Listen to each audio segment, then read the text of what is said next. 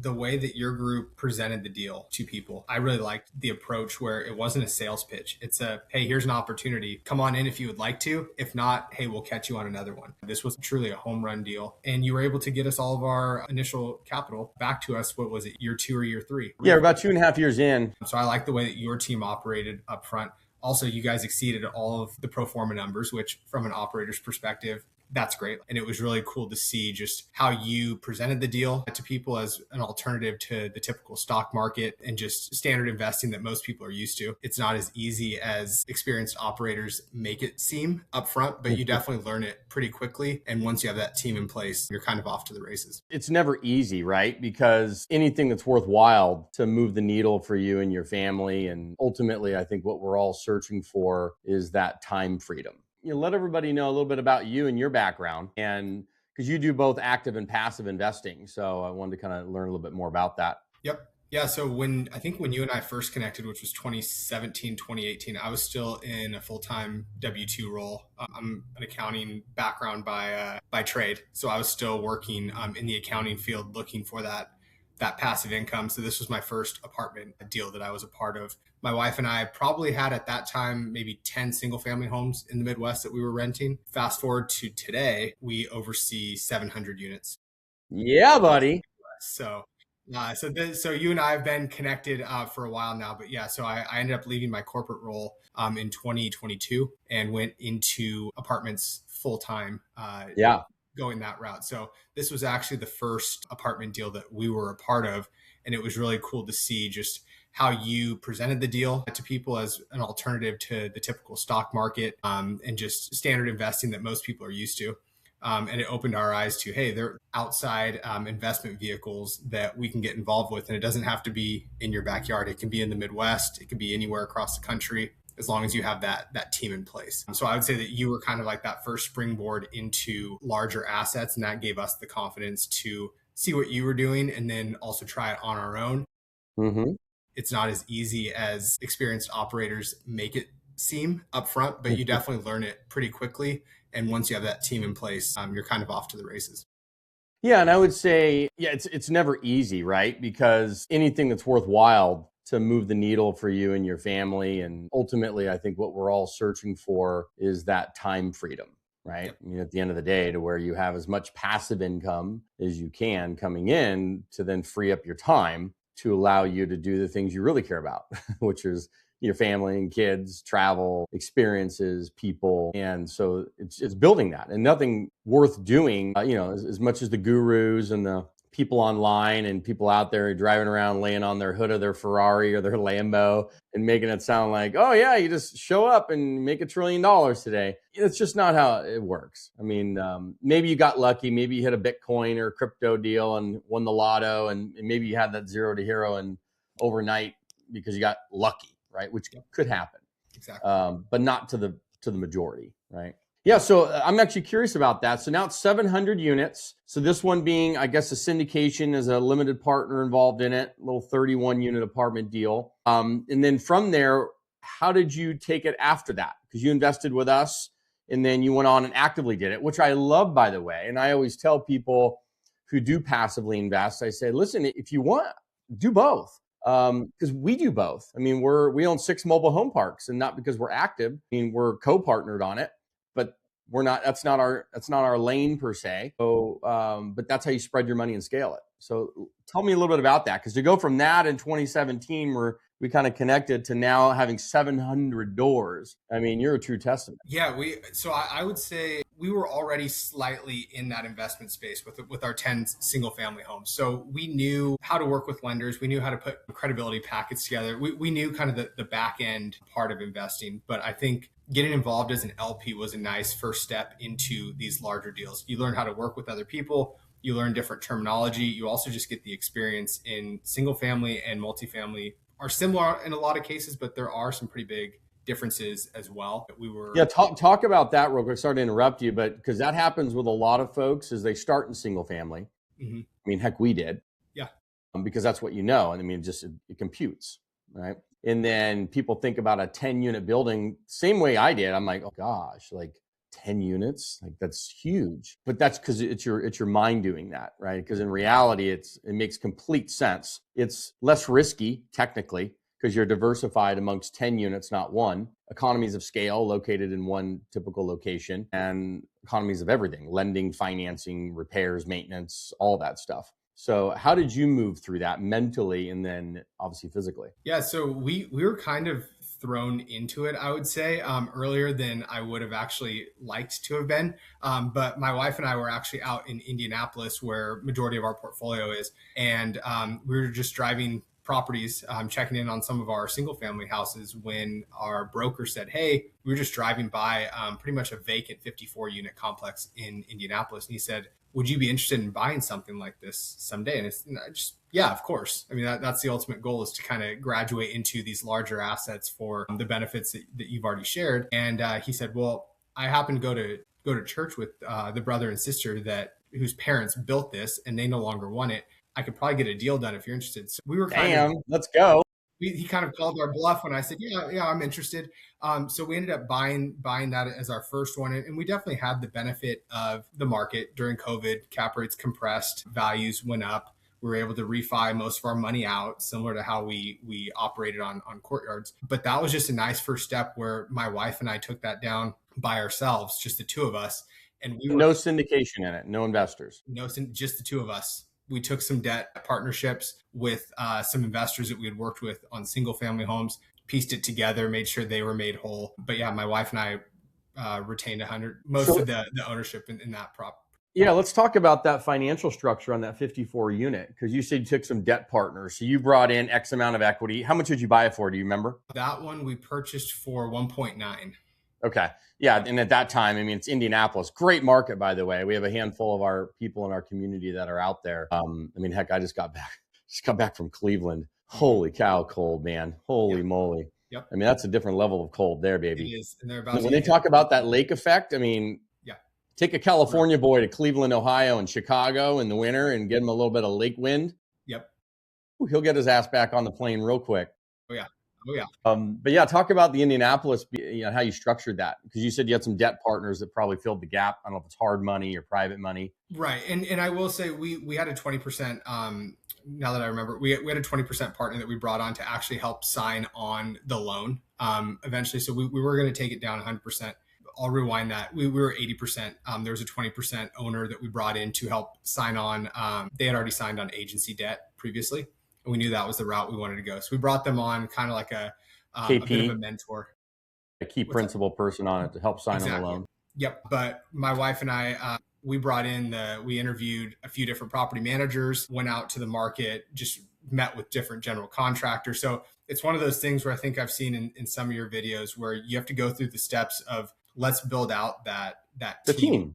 That's right. People that we can trust on the ground. It's basically it's your roadmap. And because people always want to ask, well, how do you get a deal in 90 days? And I said, well, in order for that to happen, right, there's prerequisites that have to be put in place. Yep.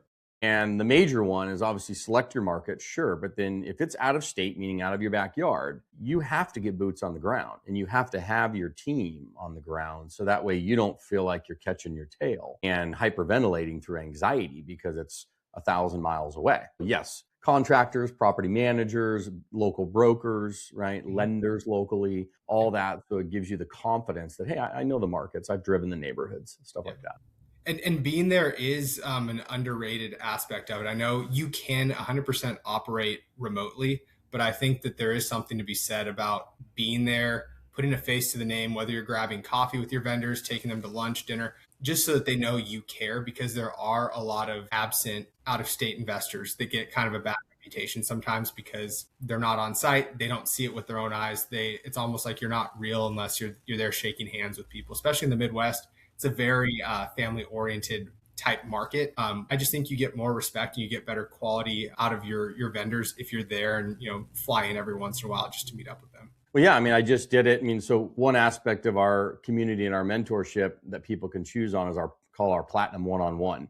Mm-hmm. And with that, I fly out to the markets with them. I mean, I just did it in Indianapolis with Michael Hadley and a few others, just went to Cleveland with David and Kelly, and we're meeting the brokers. We're having coffee, having lunch. We're driving the property managers, going into their offices. We're meeting local lenders. I'm walking and talking to the loan officers. We're driving and talking to the contractors. We're walking neighborhoods, walking properties, and we're seeing it in real time. And it's amazing how it connects the dots, number one. But number two, you just hit on it. It builds the rapport. And then now, no longer are you some virtual person on a webinar or a Zoom or a phone call. It's human flesh, and people still do business with people they like, people they trust, people that they know are there and they're real. And that's actually the reason that Cleveland, and I found this out when we were just there, they put in some statute ordinance requirement that you have to have a local responsible party that's liable, by the way, outside of the property manager that is available in the event that there's an emergency and they can't get a hold of the owner and or the PM. This person needs to be available to go to the property in real time. And if they don't and something happens, their ass is on the lines. And they did that because of outside investors doing exactly what you're talking about, not being there. And then, slumlord 101, and, a bad apple ruins it for everybody. So that's a big deal. There's a lot of markets that are doing similar things. Like I know we've had some issues in Kentucky trying to get local lenders to work with us. Indianapolis and the surrounding areas, local lenders love us. Kentucky, for whatever reason, has been a very tough market to break into from a lender perspective. So all of our assets in Kentucky are actually being lent on by Indiana banks, Ohio banks, just surrounding states. Because in Kentucky, at least the banks that we've connected with, and we have about 7 or 8 complexes there. Unless you live there or have a partner that is local, they typically will not lend to you. There are a few exceptions, but the rates or terms didn't always pan out with what we were looking for. Got it. So how did you go from your first 54 unit to now 700? Are they syndicated? Are they co-partnerships, combination thereof? Walk me through that. Yeah. So after that 54 unit, we took down another 54 and a 42, just my wife and I, through debt partnerships, not equity, because we more so did that. I know a lot of people say, hey, you need to team up, build these things out. For us, what we wanted to do is get the confidence and understand every aspect of it on a smaller scale before we did go larger. Got it. Have to go that route. That's just us being conservative in nature. So we knew. No, I recommend that route. I mean, everybody that we teach that wants to learn, because they're getting taught by all these other gurus, God bless them, go after a 200 unit, economies of scale. Right. And I'm like, guys, listen, I understand what they're saying, and technically they're right, but you have no chance at getting a 100 unit apartment complex if you've never done it before, unless your partner, like you have to have a partner who has a track record of doing that, because the lenders aren't giving you a loan. You know that. Brokers aren't, they're going to laugh at you, and everybody's going to laugh at you because they're like, you have no business trying to operate something like this. So you either have to have a track record or a partner that's the big honcho in it. And if that's the case, why do they need you? Meaning, if you're not bringing money or know-how, knowledge, skill set to the table, you're worthless. I don't want to say it like that, but that's the truth. Yeah. So starting in, I'd say that 10 to 30 unit space, and you went after a 54 unit, which is great, by the way. Typically that 10 to 30 is a great sweet spot for people to start. Yep. Because it's more bite-sizable. Yeah. Right. If you're going to raise some money, bite-sizable. Taking down the loans, more bite-sizable. Brokers and lenders, construction crews, property managers, all those people will still deal with you if you're new or newer. Mm-hmm. So that space works. So that's how you've accumulated it. So you do no syndication, or when you say debt partnerships, are you taking on a primary senior loan, like the primary loan at 60, 70%, and then you bring in hard money or private money at like a higher interest rate? Correct. Yep. So we had a lot of private money that was on the sidelines that we knew just through other business ventures or just our coworker network. We had some family that at that time, they weren't sure what they wanted to do with their stock investments. So we just had people on the sidelines, and we'd go to them and say, hey, what percentage are you looking for as a return on your money? And then because up front, it's kind of tough to just go out and say, hey, here's what we'll offer you. So we turned it on the investors and said, what are you looking for? And then obviously we used the cheapest debt first and then worked our way up.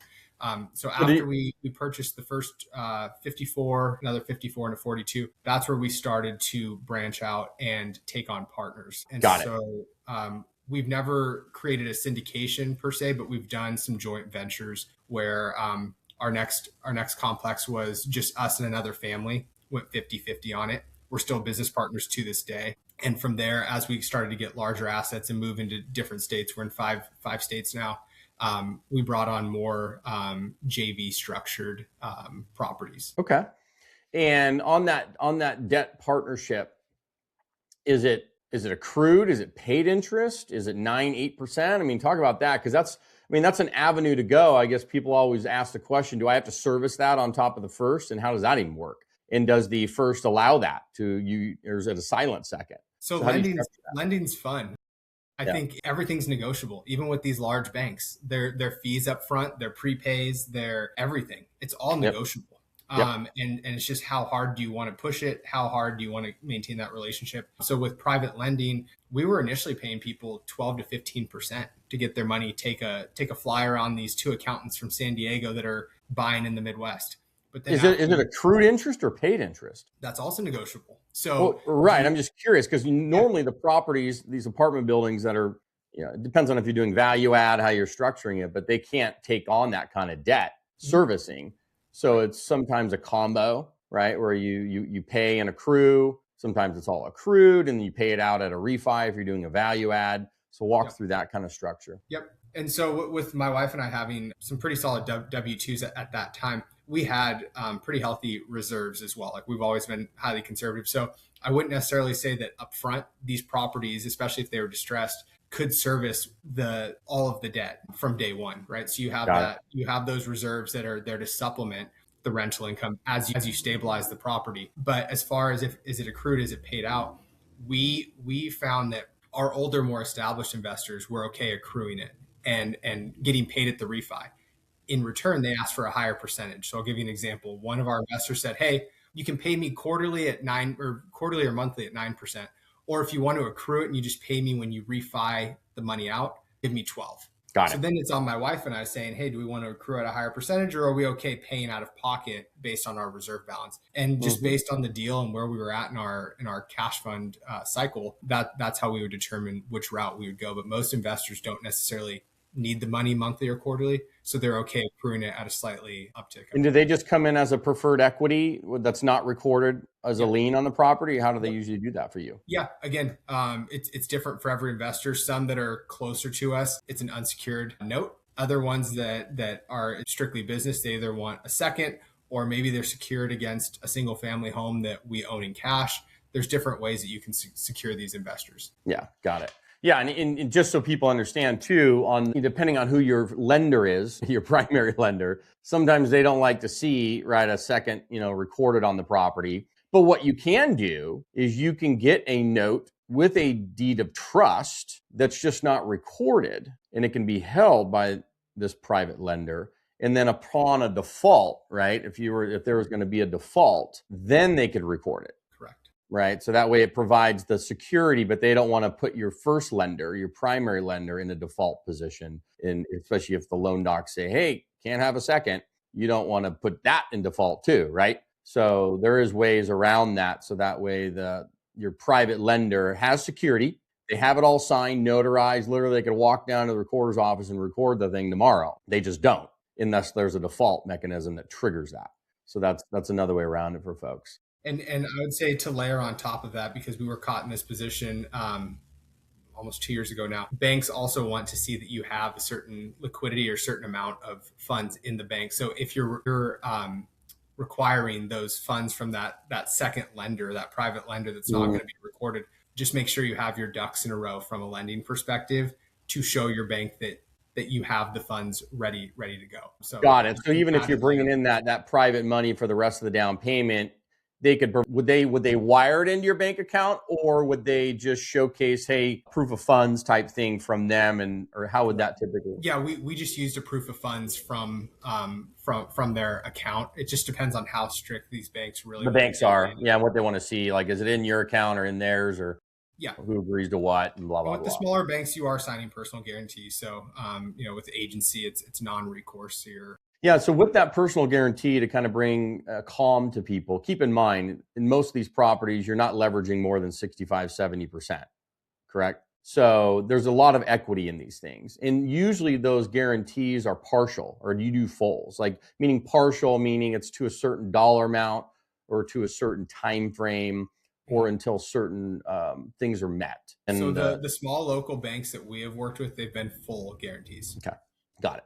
Yeah, so it's just keeping in mind, and that's why you never over leverage these properties. That's why it's really important, because people always worry about that. Oh gosh, well I said, well guys, think about it. You have 30% equity, and you're underwriting these things based upon the property's financials, not yours. So it's like a business, and you stress test them. What kind of occupancy, vacancy things can it contains. You're just mitigating risks, right? It's across the board. So you just got to be okay with that a little bit. And you're operating an asset that has a business and a revenue and expenses, and you can take on 20% vacancy and still pay the bills. So all that kind of gets evaluated in these things for people that are looking to do it and scared about signing on loans like that with the smaller local commercial banks. And we play kind of an internal game with our team. Is the way we underwrite. We try to underwrite conservatively, but still be reasonable, because if you underwrite too conservatively, you're never going to go after a deal. But we try to underwrite conservatively enough to where even when we take it to a bank and their underwriters underwrite the deal, we always like to see if their underwriters come in more aggressive than we are. And that's how we know, okay, we're in that right ballpark. And it happens more times than not. But if the bank who's going to be lending on it is underwriting at a certain level and you went into it slightly below, that's all just gravy or meat on the bone that you're essentially going to get throughout the life. Because most of the banks, and this is an important piece for people to understand, that everybody's evaluating and underwriting the deal. So let's say that you screwed up on your underwriting, and then it goes to the lender. Well, they're underwriters, they know the market, they have data, they see things, and they're going to look at it too, and they're going to come back and they're going to double check your numbers. And they're going to question it. And if it's too aggressive, and they'll even praise you if they say, hey, you're being a little bit too conservative, you could probably be here. And that way you can get more proceeds for your loan. They'll let you know that as well. I guess, so how, coming from that first experience, I guess, in working with us and stuff, and then growing to where you're at today, which I love the story. How was your experience, with us and I guess our communication and anything we could have done better as you were a limited partner investing with us? Because I'm always looking for that, just to know more, be better, because we're growing money too, right? Right. Yep. Yeah, I would say just first and foremost, the way that your group presented the deal to people, I really liked the approach where it wasn't a sales pitch. It's a, hey, here's an opportunity. Come on in if you would like to. If not, hey, we'll catch you on another one. And I think that's a really good way that people should understand. If you're working with the right operators, they're simply presenting an opportunity. It's the people that are coming begging you for money or saying, hey, you need to get in now. That's where you kind of have to tread lightly and just make sure, hey, why are they trying to get me in so quickly? So I like the way that your team operated up front. Also, you guys exceeded all of the pro forma numbers, which from an operator's perspective, that's great. Like you said, this was truly a home run deal. And you were able to get us all of our initial capital back to us. What was it, year 2 or year 3?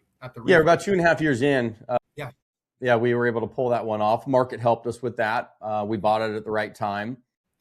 Yeah, I wish I could say that on every single deal that, hey, we're going to get 100% of your money back plus a bunch of returns. And then you're going to be sitting on house money and just collecting checks for the next few years. And on top of that, we're going to sell it for a massive profit year 6 or something in to a diamond family that I can't mention, I guess, apparently. Yeah. Now I found out I can't publicly mention that. But nonetheless, it was an good. Absolute home run. And like you said, that does not happen all the time. But just the way that this worked was great. And it was also nice when your group sent out updates. It wasn't just good updates. It was, hey, I know right when you took over, hey, property management, we're working through materials. Cabinet costs are really expensive right now. Hey, we're maybe just going to redo the face of the cabinets instead of the full cabinets to save costs. I liked how you walked us through. It's not all rainbows and butterflies here. We are running into some snags on the back end operationally due to cost, materials, whatever it is. And you were transparent about it and let us know we identified the problem. Here's the solution that we're going to work through. We'll keep you updated. I think having that honest and transparent relationship goes a long way with LPs. Yeah, no, and it's hard, man. It's because this was a good deal. Pretty much most of our deals have been. We have one deal right now in Texas that's our problem child, and it's mainly because of we bought it at the peak of the market. And I don't know if you know the history of this one at all, but I'll lead on this. We'll finish on this, but. This guys go to show you, anybody that's it's not all roses and butterflies, and thankfully, we've been fortunate enough. We haven't gotten caught, haven't lost anybody's money, don't plan to. But yeah, so this particular deal, this is 121 unit in San Antonio, Texas. We closed on it in December 2021. Obviously, hindsight now being the peak of the multifamily market. And this was a bridge debt product, renovation loan, 2 years, then refi into fixed rate, debt. So we're cruising along, everything's fine. And then interest rates, the beautiful interest rates, decide they were going to go skyrocketing, right? And we got caught, but I moved out to the property for 3 months just to show you what we ended up doing. Cause I'm sitting there going, we're eating through interest reserve. I said, we're going to be up, what's creek here very quickly.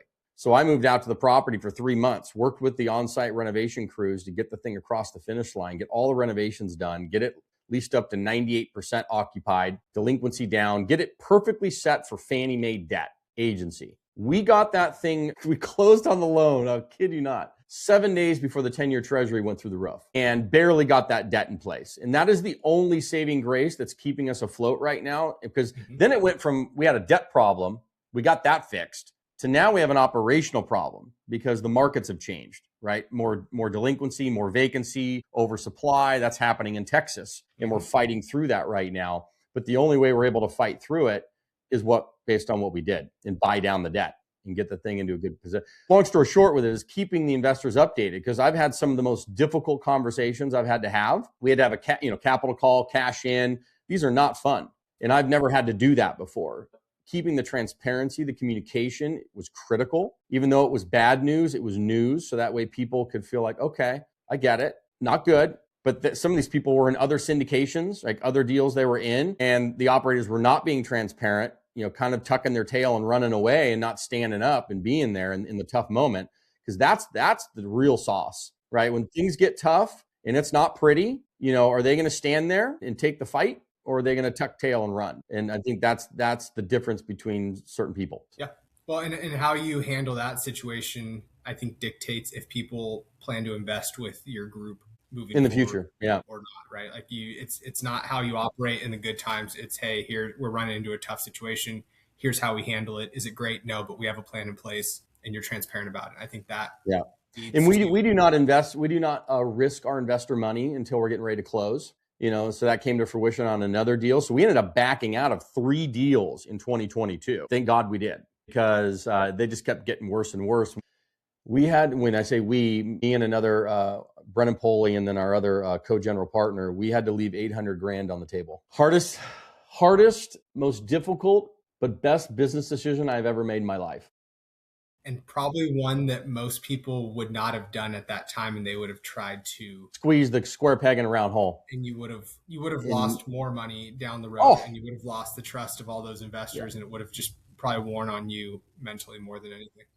Yeah, big time, because it would have been back to the bank. Yeah. Right. Hindsight 2020 now, then it would have been $12 million of investor money, because this was a 200 unit deal. And we had $800,000 hard at that time between deposits and due diligence. It was all ours, because we don't risk investor money until we're getting ready to close. And we had to make the tough call. And it took me about 2.5 weeks of hyperventilation before I finally said, I can't do it. I think hyperventilation is not too bad if that's the worst of your emotions. But it shows you how doing the right thing it works for you, because I kid you not, 3 months after we walked away from that deal, because of the way that we handled it and the investors saw how we took it in the shorts, right, and didn't risk them, we found another deal in San Diego that was an absolute home run, the 80 unit in National City. And that thing is an absolute smoke show home run. All the money came over into that deal because they saw how we handled it. And so everybody's going to make a gob of money back on that one. It just goes to show you, though. So we learn a lot in this thing, huh? It's not for the weak, but I think that's kind of like the special part of multifamily investing. If you want to be the decision maker, you can. If you want to be passive and just invest and let other people make the decisions and run it, you can. There's a lot of different ways to get involved, and it is highly rewarding. And it allowed me to leave my corporate job, get out of accounting, do this full time. I can do it from anywhere. We can travel. So it does lend to a really nice lifestyle, but you just got to put in the work. Yep, I agree. Well, I appreciate your time, man. This was fun. I'll give you the recording on this stuff too. We'll send it over, and let's get together some more. And I know you guys are doing some big deals and stuff, and we're doing them too. We're raising money for our fund and taking advantage of stuff. And I love the Midwest and other pockets. So yeah, let me know how I can help. I know you have coaching students across the Midwest, and if I can it'd probably be some great info to even bring you on one of our calls to kind of walk you, because you're a great example of here's where I was, and here's how I got there, and I probably dealt with all the fears that you're dealing with, right? Yeah, because we did most of it. We live in Florida now, but we did most of that from when we were living in Carlsbad. So we've been through it, but we're highly active in Indiana, Kentucky, Tennessee, Ohio. So anything we can help with, just let us know. Will do. Okay. Awesome, man. Thanks so All right. much. I appreciate it. Thank you.